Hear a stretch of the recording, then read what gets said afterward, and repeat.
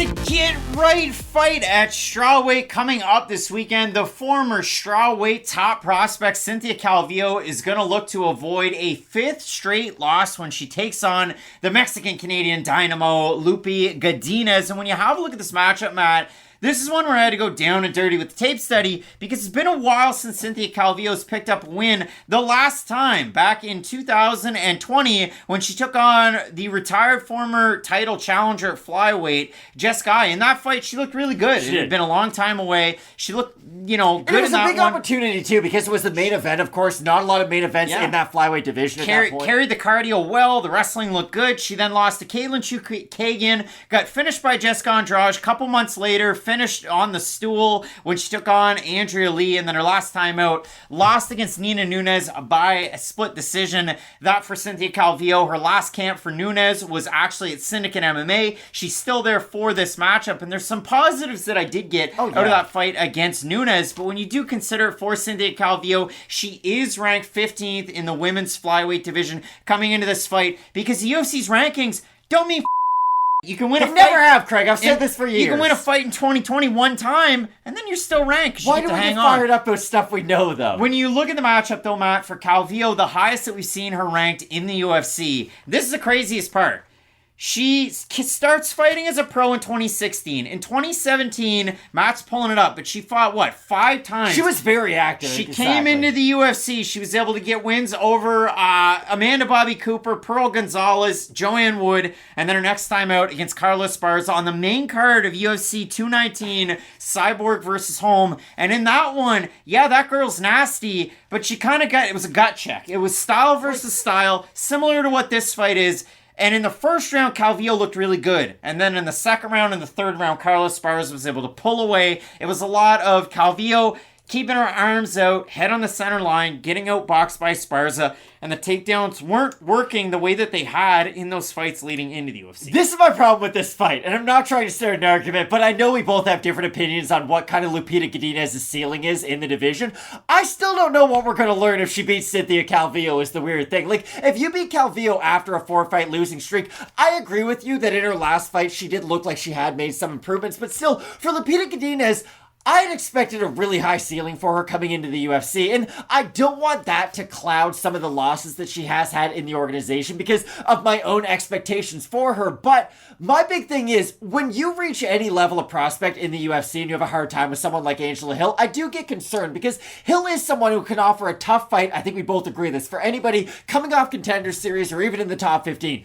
But Angela Hill in 2022 is not sending back a lot of top-tier prospects. So for me, this is an interesting fight because it's a really important one for Godinez. I feel like a lot of people are going to look at the Cynthia Calvillo side of this and think, hey, like you had said, 5-fight losing streak, what are we going to do after this? For Godinez, I thought she was going to be great coming into the UFC. We've seen little bits and flashes. The Loma Lookboonmee fight is a win that ages very well, I would say. But still, if she loses to Andrea Hill, followed by Cynthia Calvillo, let's say she gets kind of on the outside of Calvillo, we see an active Calvillo who mixes in the takedown. It will leave me kind of wondering where Godinez does go after this performance. I think it's a little ice cold. I mean, you look at it, Godinez is able to go out there, beat Vanessa Demopoulos for the LFA title, end up in the UFC, takes a short notice fight against Jessica Penne. Most people thought that Godinez beat Penne. It's a loss by split decision. She picks up a performance bonus first round finish over Silvana Gomez Juarez. Those are two 40-year-olds. She then, a week later, takes on Luana Carolina up a weight class, has a good first round, gets tired after the first round, gets beat in the second and the third. She takes on Loma Lookboonmee and Ariane Carnelossi, wins both of them against Carnelossi,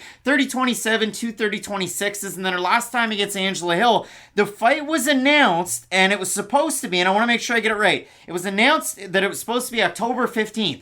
And then they moved it way up to August 13th. So it was catch weight at 120 pounds. And in that one, it was in Hill's backyard of San Diego. That was that We see Derek Lewis lose all the time at home. Home and away doesn't matter in MMA that much. Yeah, it does. You said, no, I'm going to go back. If you check the film, you said... Jack Hermanson versus Jared Cannonier. Too much pressure on Jack Hermanson. When Cyril fought Derek Lewis, I said, I didn't learn a lot from Cyril Gahn because he beat a guy we've seen lose in his backyard. You said it doesn't matter. I'm just going off mattered in that instance. Now, but the it doesn't biggest matter part... in general.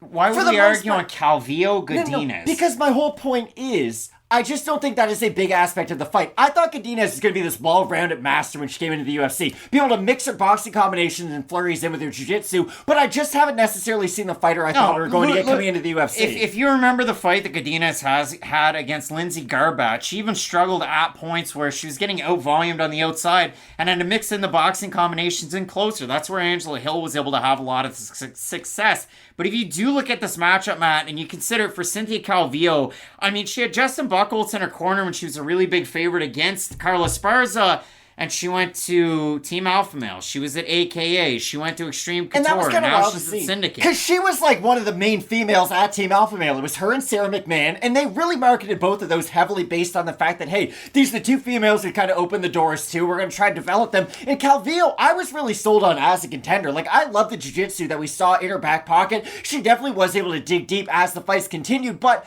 and this isn't something that really matters in the grand scheme of things, she was such a terrible loser in that Carla Esparza fight. That was the thing. It was a close fight where you can't really argue who won, who lost. Like, Esparza was on top of Calvillo for about 70% of that fight. So, if you're Calvillo, I think it's a little difficult to cry foul, if you will. And ever since that, we haven't really seen the development, if you will, that we saw leading up to that Esparza fight. Well, I mean, you did have Calvillo coming out against Poliana Batalio. She had that fight and didn't really, make the weight. And then when she was going out there and took on Marina Rodriguez, 120.5 for a strawweight fight. That one, she had a 10-8 third round, if in my accord, and it is a draw on her record. But this is Calvillo's first fight at strawweight since December of 2019, and it's probably going to be an awkward one for Loopy Godinez in a way because she's going to see Sam Hughes in the hallways of the Miami-Dade Arena, and it's a Spider-Man meme. I mean, because Godinez was able to go out there and pick up that Combat Games strawweight title in her amateur days over Sam Hughes. So when you do look at this one overall, Matt,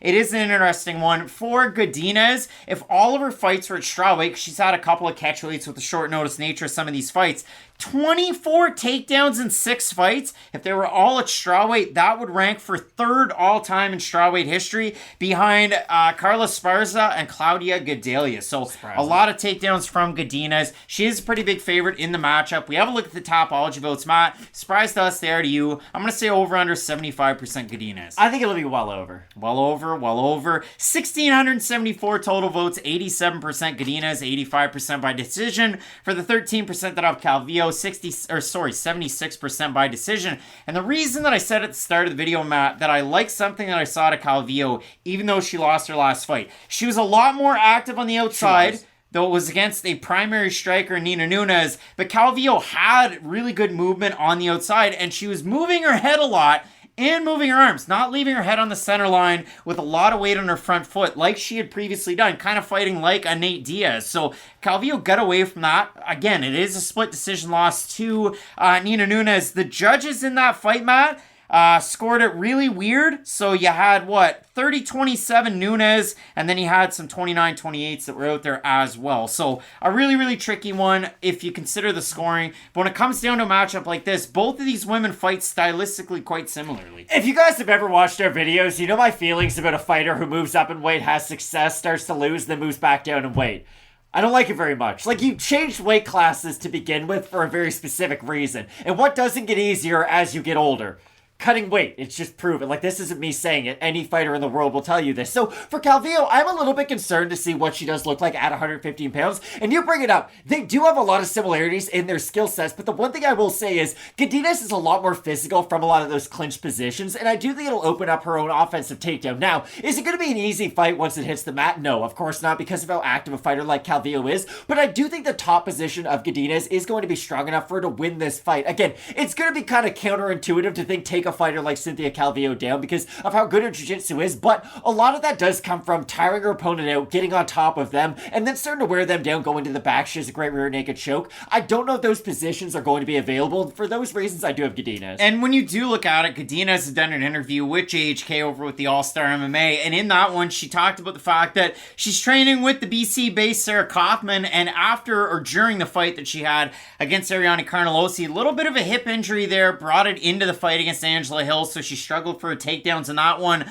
but that fight was back last summer. So for me, I do like the younger Loopy Godinez in the matchup, but you let us know down below who you have, because it's not so cut and dry as to just one of these fighters. A big time matchup on this card coming up this weekend, Matt. Karl Williams is taking on Chase Sherman. You're not going to want to miss it. Keep it locked in with Fight Night Picks. We always say, let's get into it.